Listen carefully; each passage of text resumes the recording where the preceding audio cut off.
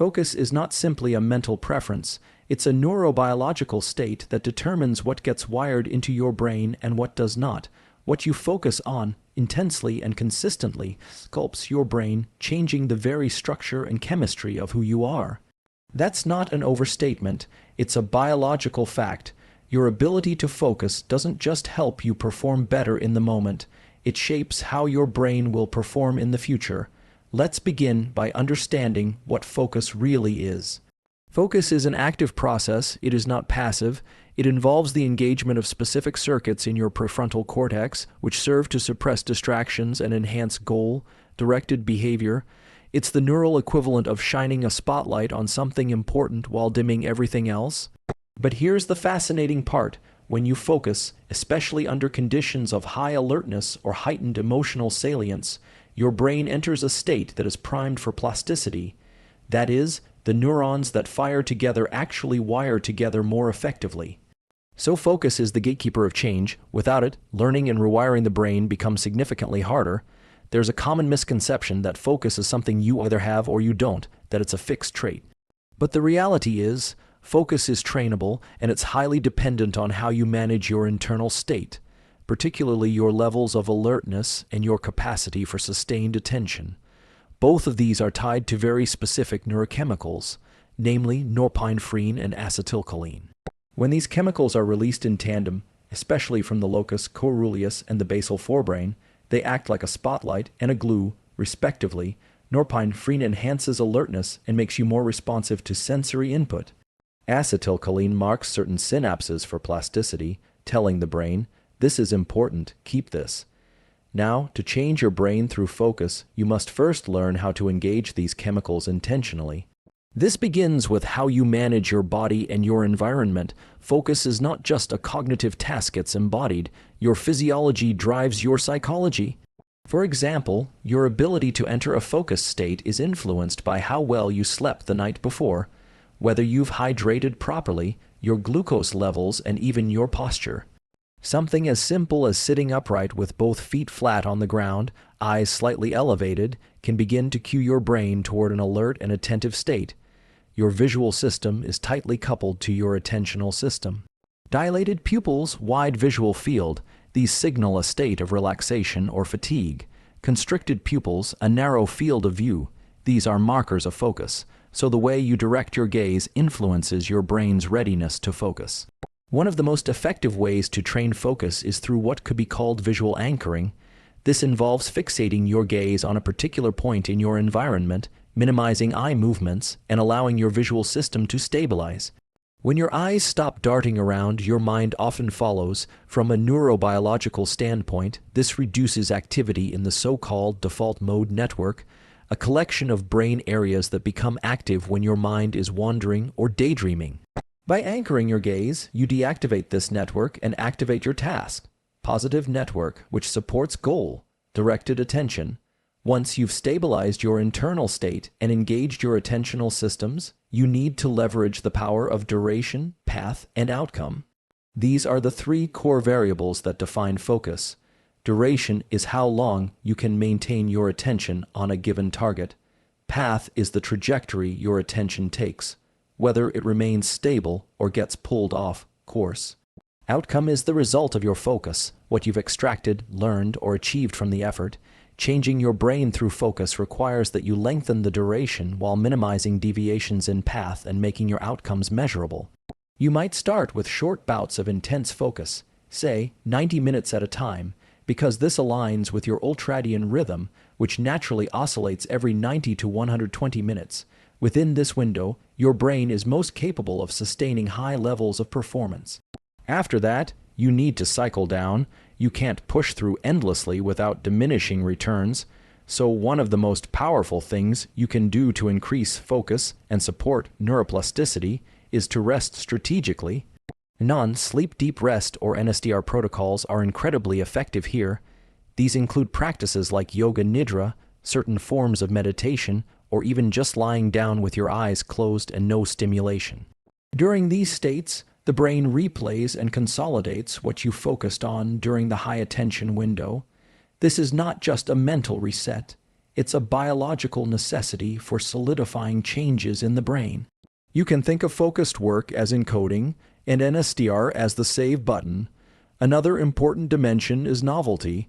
The brain is especially responsive to new stimuli.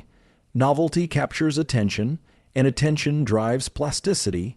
But as you repeat an experience or a behavior, it becomes less novel and less stimulating.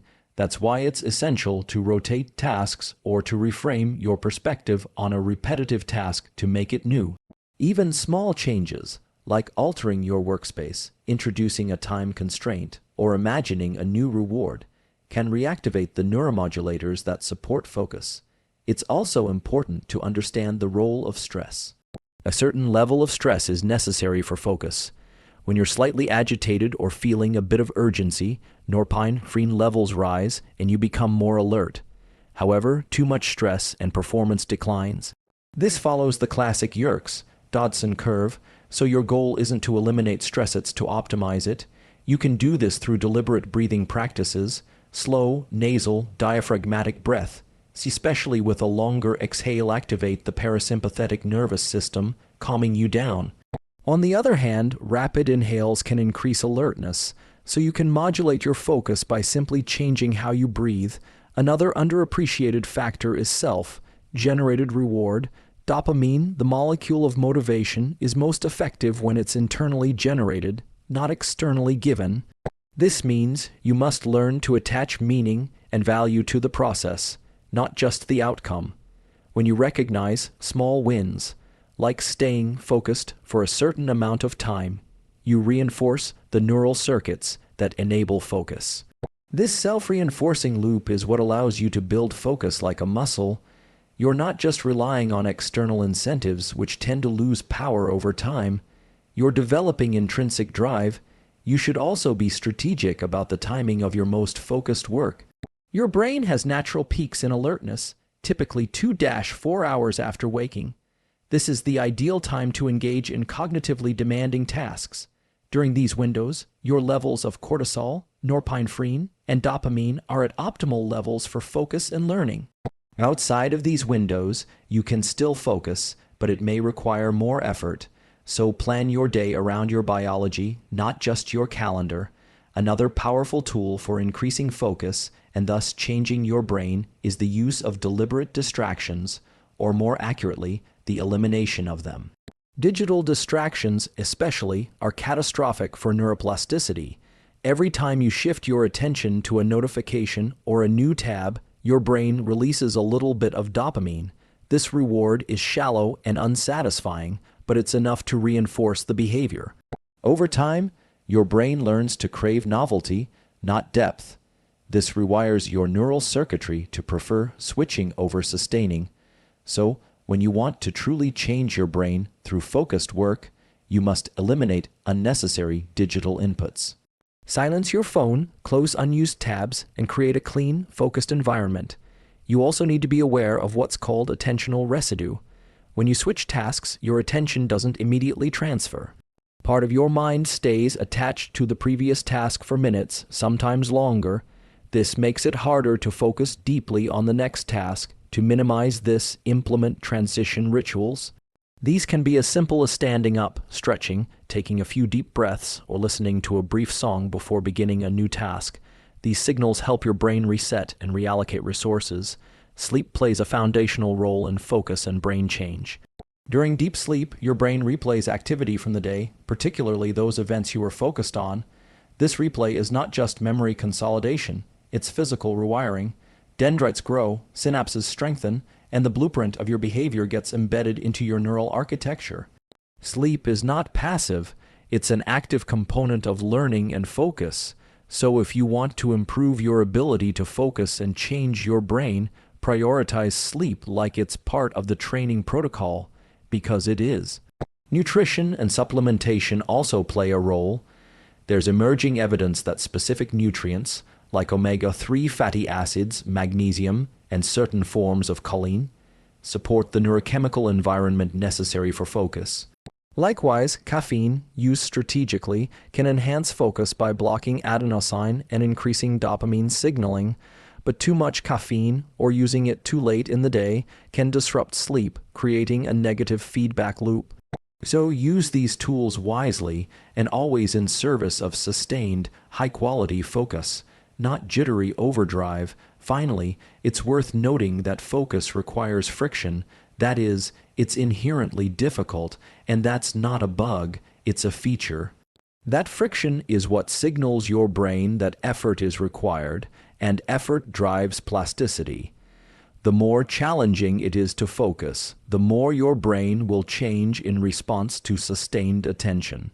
So don't shy away from the hard moments, lean into them. They are the crucible in which transformation happens. In summary, your ability to focus is not just about getting more done, it's about becoming someone new. Focus is the signal to your brain that something matters, and when something matters, the brain changes. With intention, strategy, and discipline, you can use focus not just as a tool for productivity, but as a lever to reshape your identity from the inside out. The capacity to focus is not limited to intellectual tasks or career-driven goals. It extends to every facet of life: relationships, emotional regulation, physical performance, even spiritual awareness. Wherever attention goes, plasticity follows. This means that your patterns of thought, emotional responses, and behavioral tendencies can all be restructured through consistent, high-quality attention. Focus is the master key, and with it, you can open neural doorways that once seemed locked by habit or trauma. Let's look at emotional regulation, for instance. When you focus on a thought, whether it's stressful or calming, your brain begins to prioritize that emotional experience. This is why ruminating on negative events can reinforce anxiety or depressive states. It's not just psychological. You're creating literal, physical grooves in the brain that make those states more likely to recur.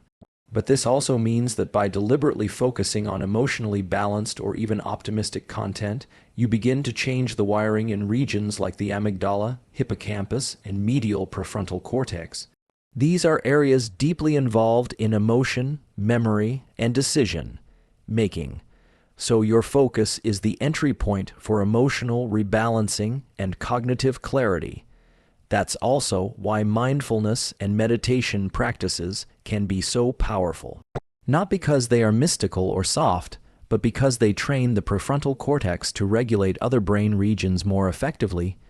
Focused attention meditation, in particular, strengthens the dorsolateral prefrontal cortex, which improves working memory and impulse control.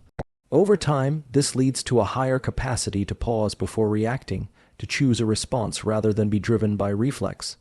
But again, the mechanism is rooted in focus, sustained, intentional attention on a single object, thought, or sensation. Focus also enhances physical performance. When athletes are said to be in the zone, what they are experiencing is a state of transient hypofrontality. That's a temporary reduction in prefrontal cortex activity, which allows procedural memory and fluid action to take over. But getting into this state requires a high degree of initial focus. You must first concentrate intently on form, timing, and strategy. Only then does the brain shift into this flow state. It's the intensity of focus during practice that allows for automaticity during performance. Similarly, when learning a new motor skill, your ability to focus on the specific movement patterns, the tactile feedback, proprioceptive cues, and spatial awareness determines how efficiently the cerebellum and motor cortex encode those patterns. Muscle memory isn't really in the muscles, it's in the brain, and it's built through focused repetition. You cannot multitask your way to mastery. Divided attention creates shallow imprints. Deep focus creates lasting change. There's another layer to focus that relates to identity. Neuroplasticity doesn't just affect how you act, it changes how you see yourself. Repeatedly focusing on a certain type of goal, belief, or narrative reinforces neural networks that define your self-concept. This is why affirmations or visualizations can be effective, but only when combined with real focus. If you absent-mindedly repeat something you don't believe, your brain registers the conflict.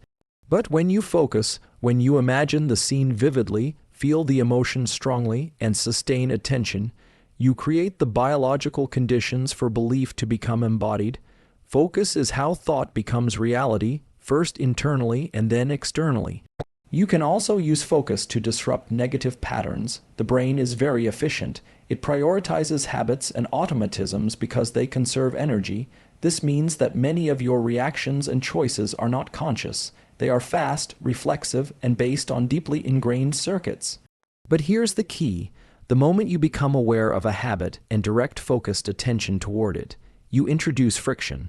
That friction slows down the automatic process and allows for a window of choice.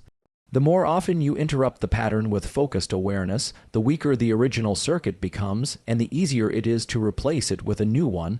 That said, this process requires repetition. You cannot rewire a pattern with one moment of awareness. The brain requires salience and consistency.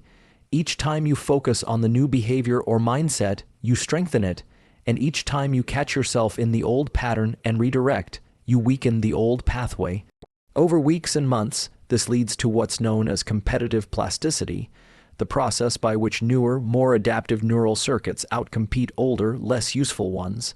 Again, this hinges on your ability to maintain attention across time. Let's talk about motivation because it's tightly coupled with focus.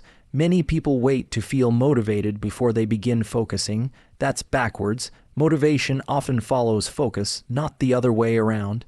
When you begin a task and commit to paying attention, especially when you're slightly uncomfortable, dopamine begins to rise as you make progress. This dopamine is what creates the feeling of motivation. It's the brain's way of saying, "This is worth doing, keep going." So action precedes motivation, and focus is the gateway. This is why starting, even without feeling ready, is so powerful. The very act of focusing initiates the chemistry that propels continued effort. There's also an emerging understanding that focus can create structural changes in brain volume and connectivity. In people who train their attention intensively, like musicians, chess players, or meditators, we see measurable changes in gray matter density, especially in regions associated with attention, memory, and sensory processing. This isn't theoretical. These are real anatomical shifts that persist long after the initial training. The takeaway here is that sustained focus over time doesn't just make you better at something, it changes the architecture of your brain to support that capacity. On the molecular level, focus affects gene expression. This is a concept known as epigenetics. When you engage in intense concentration, you trigger cascades of intracellular events that alter which genes are turned on or off in certain neurons. This changes how those neurons function, how they communicate, and how resistant they are to damage. So in a very real sense, when you focus deeply, you're not only changing the connections between neurons, you're changing the biology within them. This also has implications for aging. One of the reasons cognitive decline accelerates in older age is because of decreased novelty and lower attentional engagement. But when older adults engage in focus-intensive activities, like learning a new language, practicing an instrument, or even playing strategy games, they can maintain or even improve certain cognitive functions. Focus reactivates dormant plasticity mechanisms even in the aging brain, so it's never too late to change your brain. The only requirement is focused effort. There is a mental discipline known as attentional switching, where you deliberately move your focus from one object or task to another with intention. This is not the same as multitasking. In multitasking, attention is fragmented, leading to decreased performance and shallower processing. In attentional switching, you consciously disengage from one task, reset, and re-engage elsewhere. This trains cognitive flexibility, the ability to adapt, shift strategy, and remain mentally agile. Practicing this form of focus keeps your brain sharp and resilient. It's also important to understand that the quality of your attention matters just as much as its duration.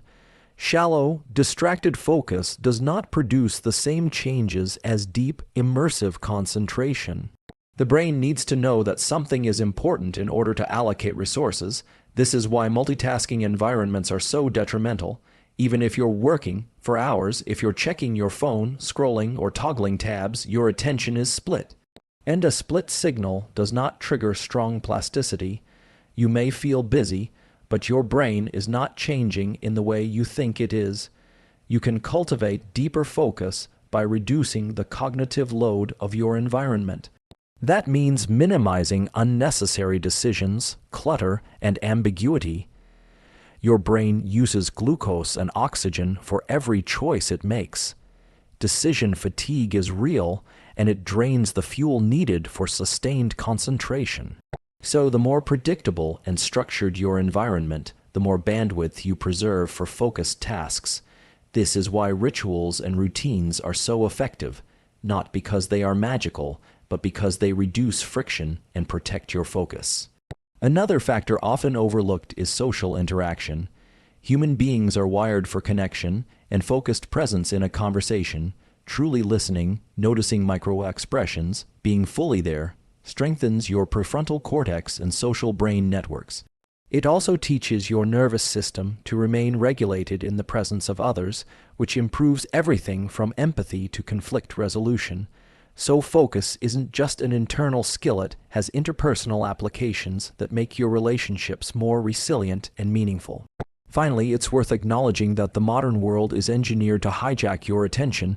Billions of dollars are spent every year designing algorithms, notifications, and interfaces that fragment your focus. The digital economy thrives on capturing your attention and turning it into revenue, so in many ways, the ability to focus is an act of resistance. It's a reclaiming of agency. When you focus, you're not just improving yourself, you're protecting your brain from being shaped by forces that don't serve your highest goals. Focus, then, becomes a foundation not only for productivity and performance, but for autonomy, clarity, and long-term well-being. It is the single most important skill you can develop if your aim is to change your brain in a deliberate and meaningful way. Not because it's easy, but because it aligns your biology with your intention. And that's where true transformation begins. There's a critical concept in neuroscience that underpins how deeply focus influences change in the brain: synaptic tagging and capture.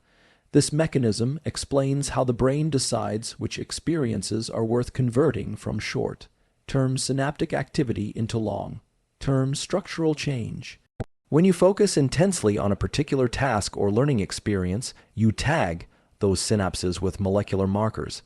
These markers signal that the experience is important. Then, if certain neuromodulators, like dopamine, norepinephrine, or acetylcholine, are present in sufficient quantities, they capture the tag, essentially solidifying the neural changes. What this means is that focused attention is not only a requirement for plasticity, but a way to prioritize which changes become lasting and which ones fade.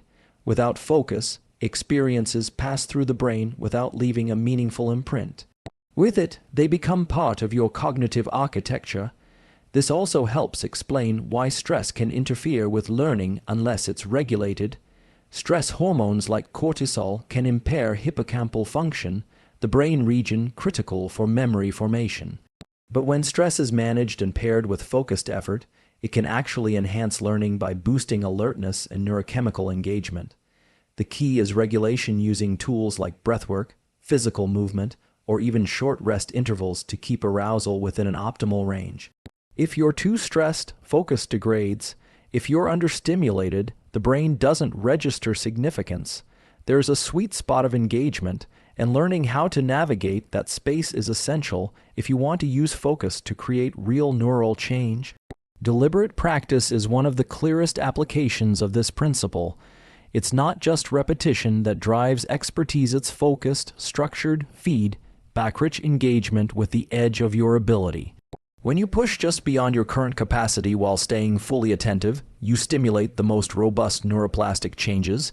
You engage brain areas like the anterior cingulate cortex and the basal ganglia, which are involved in error detection and habit formation. Over time, what was once effortful becomes automatic. But if you practice without focus, if you go through the motions without challenge or intention, you plateau. So quality of focus is the difference between progress and stagnation. Another area where focus radically alters the brain is in the regulation of pain. There's now substantial evidence showing that where you place your attention changes your experience of discomfort. Focused attention on the source of pain can actually amplify the sensation, particularly when paired with anxiety or anticipation. But if you train your attention to shift away from the pain and onto another sensation or task, you activate brain circuits that modulate nociceptive input, essentially turning down the volume on pain perception. This has been shown in both meditation practitioners and in clinical populations using cognitive behavioral therapy. The mechanism remains the same. Focused attention reshapes the sensory experience by influencing how the brain interprets incoming signals. Sleep is another domain where focus plays a surprising role. The moments before sleep, when your brain is transitioning from wakefulness to unconsciousness, are highly plastic. If you direct your focus during that period to review information, visualize goals, or mentally rehearse actions, the brain is more likely to consolidate that material during sleep. This is because the hippocampus replays recent experiences during non-REM sleep, and focused encoding enhances the replay process. So, rather than mindlessly scrolling before bed, using that transitional period for focused reflection or learning can greatly amplify memory and performance the next day. Likewise, upon waking, the first few moments of the day present a unique opportunity to influence your neurochemical baseline. Exposure to natural light, movement, and focused planning helps set the tone for your dopamine and cortisol rhythms. When you begin your day with intentional focus, mapping out tasks, reviewing priorities, or even reading with attention, you engage your executive functions right away. This primes your prefrontal cortex for the kind of work that requires sustained effort. If instead you start your day with distraction, the brain becomes conditioned to seek novelty and avoidance. The first thing you focus on in the morning trains your brain for the rest of the day. Nutrition also plays an indirect but significant role in focus and therefore in brain change. Foods rich in tyrosine, like eggs, lean meats, and certain nuts, support dopamine synthesis. Dopamine, as mentioned earlier, enhances motivation and learning. Similarly, choline, found in eggs and certain fish, supports acetylcholine production, a key modulator of attention and memory. Omega-3 fatty acids influence neuronal membrane fluidity, making synaptic signaling more efficient. But none of these nutritional elements matter unless your behavior harnesses them. It is the focused activity, not just the chemical substrate, that drives change. Think of nutrition as fuel. It's the behavior that determines where and how that fuel is used. Breathing is another tool that connects directly to attention. The simple act of controlling your breath, particularly emphasizing longer exhales, activates the parasympathetic nervous system, calming the body and sharpening attention.